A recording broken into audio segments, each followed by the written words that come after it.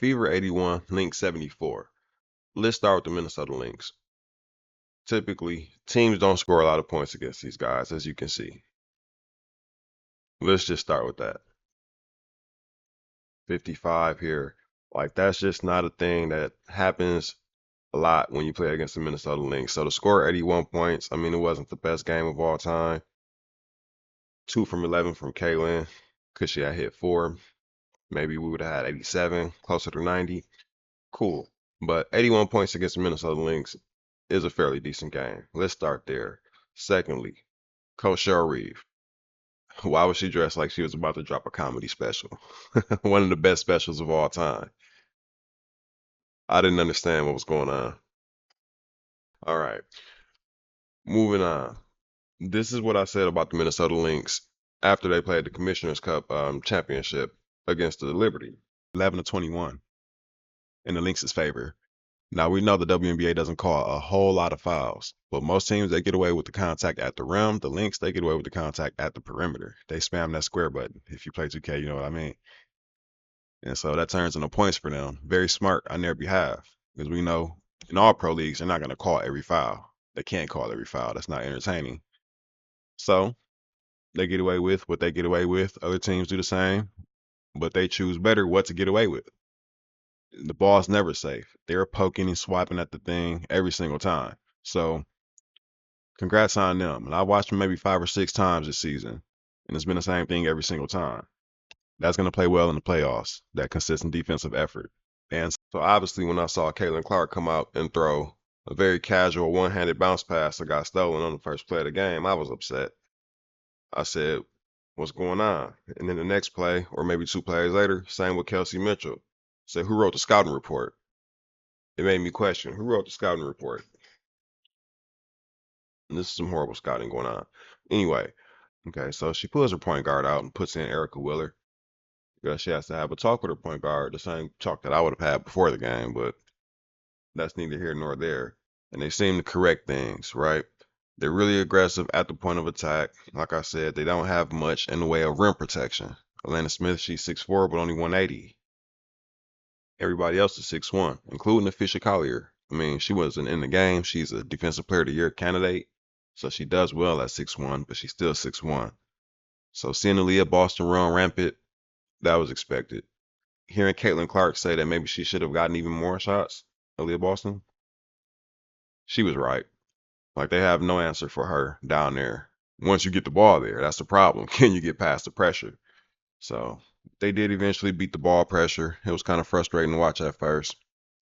I know a lot of people weren't too excited about the way the game got slowed down, but as you can see by some of these scores, that's what they do. They made the Liberty score 67 earlier and 76. Even though they won the game, they only scored 76 against the Lynx at 67. So I guess they returned that favor from this game earlier here when they lost 84-67.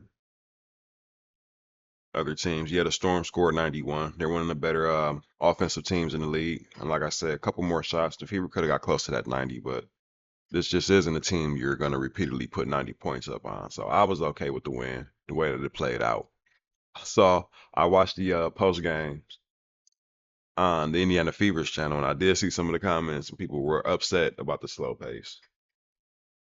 And they were upset about that substitution early in the game. Now, I was wondering why that conversation couldn't have taken place before the game. I was, but I wasn't upset with the results from that conversation.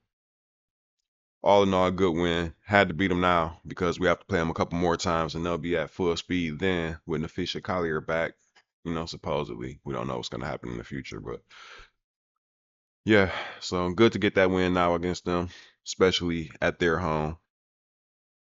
Well, maybe Caitlin's home away from home, actually, the way that crowd was, but yeah, game ball definitely has to go to Aliyah Boston, 17-16 with 4 blocks. 8 for 11, very efficient. You could tell she was relaxed out there when she grabbed the ball with one hand and went right up. That was like, hey, nobody out here can compete with me physically. Completely relaxing in my zone, so she could have even gone for more. Kelsey Mitchell, they both get to take home a game ball. I'm sorry, because Kelsey, 21 points, we know she can do that all day. 8 for 18, we've seen that from her. led the team in shot attempts. She can get them up. We know that. But it was the 4 rebounds and the 3 assists, and more importantly, that 1 block to go along with the steal, with that game stealing block. That was huge from her. Love to see it. 37 minutes from Clark, 35 from Boston and Mitchell. That's definitely what you want to see. Clark 2 for 11 again. We want to see better shooting from her, but other than that, she did well, especially to close the game out in the fourth. That's when she really turned it up. Got to the line, 5 for 5. You always want to see that. And Alyssa Smith, speaking of the free throw line, she went 3 for 3, which is great because we know she can. Her at the free throw line can be an up and down experience, and we'll take that. Other than that, she didn't really do much on the glass. Haven't seen her hit the glass much at all. I don't really like hit the glass as an expression either. We'll switch that up. Um, the 80s was a wild time. Um, Kayla McBride, she didn't come out hot. Thank God she went 2 for 10 as well. We're gonna talk about Clark's 2 for 11. Kayla McBride, I think she leads the league in 3-point percentage still. So she went 2 for 10, so that was great. More importantly, they did a great job of not fouling. They only gave them 10 free throw attempts. And that's huge for the Fever. That's been a point of contention all season, keeping them off the line. The Lynx, listen, they like to give up those twos. They like to pressure you out there on a 3-point line. They'll live with you taking twos and them taking threes. That's how they get a lot of their wins and keep the scores low.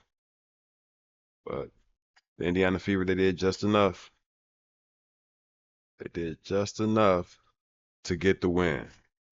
So, oh yeah, by the way, 4-0 yesterday on those picks.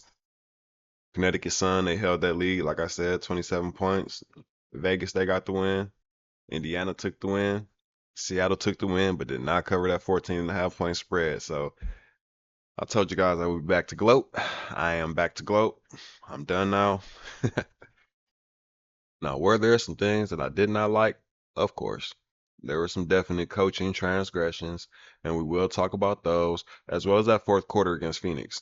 We're going to talk about that also, but we have a month-long break and a lot of time to revisit instead of kicking her back in on every single video after every single game, rather. I'm saving them up for one big back kicking. All right.